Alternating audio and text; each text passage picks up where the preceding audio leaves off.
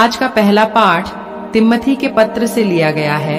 अध्याय 2 वचन संख्या है 8 से 15 तक। दाऊद के वंश में उत्पन्न मृतकों में से पुनर्जीवित ईसा मसीह को बराबर याद रखो। ये मेरे सुसमाचार का विषय है। मैं इस सुसमाचार की सेवा में कष्ट पाता हूँ और अपराधी की तरह बंदी हूँ। मैं चुने हुए लोगों के लिए सब कुछ सहता हूँ, जिससे वे भी ईसा मसीह द्वारा मुक्ति तथा सदा बनी रहने वाली महिमा प्राप्त करें। ये कथन सुनिश्चित है, यदि हम उनके साथ मर गए तो हम उनके साथ जीवन भी प्राप्त करेंगे। यदि हम दृढ़ रहे तो उनके साथ राज्य करेंगे। यदि हम उन्हें अस्वीकार करेंगे तो वह भी हमें अस्वीकार करेंगे। यदि हम मुकर जाते हैं तो भी वह सत्य प्रतिज्ञा बने रहेंगे, क्योंकि वह अपने स्वभाव के विरुद्ध नहीं जा सकते। लोगों को इन बातों का स्मरण दिलाते रहो और ईश्वर को साक्षी बनाकर उनसे अनुरोध करो कि निरे शब्दों के विषय में वाद विवाद न करें। इससे कोई लाभ नहीं होता, बल्कि यह सुनने वालों के विनाश का कारण हो सकता है। अपने को ईश्वर के सामने सुग्राह्य और एक ऐसे कार्यकर्ता के रूप में प्रस्तुत करने का प्रयत्न करते रहो जिसे लज्जित होने का कोई कारण न हो और जो निष्कपट रूप से सत्य का प्रचार करे। यह प्रभु की वाणी है। आज का सुसमाचार संत मार्कुस के पत्र से लिया गया है। अध्याय 12 वचन संख्या है 28 से 34 तक। तब एक शास्त्री ईसा के पास आया। उसने यह विवाद सुना था और यह देखकर कि ईसा ने सदूकियों को ठीक उत्तर दिया था, उनसे पूछा, सबसे पहली आज्ञा कौन सी है? ईसा ने उत्तर दिया, पहली आज्ञा यह है, इज़राइल सुनो, हमारा प्रभु ईश्वर एकमात्र प्रभु है। अपने प्रभु ईश्वर को अपने सारे हृदय, अपनी सारी आत्मा, अपनी सारी बुद्धि और सारी शक्ति से प्यार करो। दूसरी आज्ञा यह है, अपने पड़ोसी को अपने समान प्यार करो।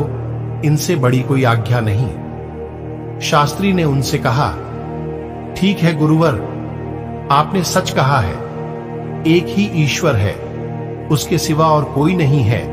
उसे अपने सारे हृदय, अपनी सारी बुद्धि और अपने सारी शक्ति से प्यार करना और अपने पड़ोसी को अपने समान प्यार करना, यह हर प्रकार के होम और बलिदान से बढ़कर है। ईसा ने उसका विवेकपूर्ण उत्तर सुनकर उससे कहा, तुम ईश्वर के राज्य से दूर नहीं हो। इसके बाद किसी को ईसा से और प्रश्न करने का साहस नहीं हुआ। यह प्रभु का पवित्र सुसमाचार है। मनन चिंतन।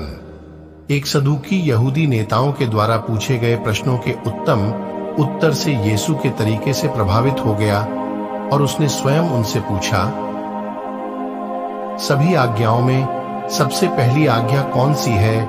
यीशु को ध्यान से सुनने के बाद उसने भी यीशु द्वारा दिए गए उत्तर की सराहना की और यीशु द्वारा दिए गए उत्तर की पुष्टि की।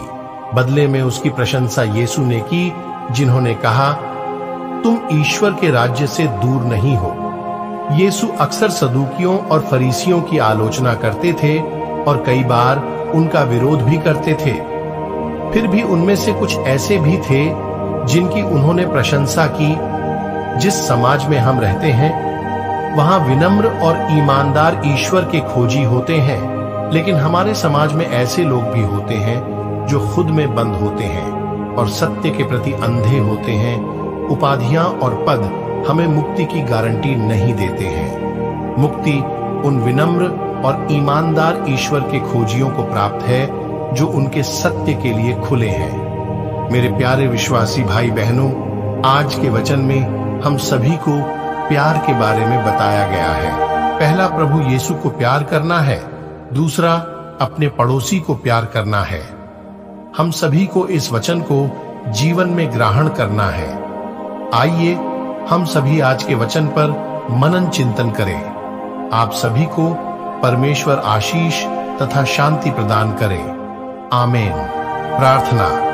हे सर्वशक्तिमान पिता ईश्वर, मैं आज हमारे हरेक विश्वासी भाई बहनों को आपके चरणों में लाता हूं और उनके लिए विनती करता हूं कि आप उनके हृदय में प्रेम उत्पन्न कर, ताकि वे आपको पूरे हृदय से प्यार कर सके, साथ ही अपने पड़ोसी को भी प्यार कर सके।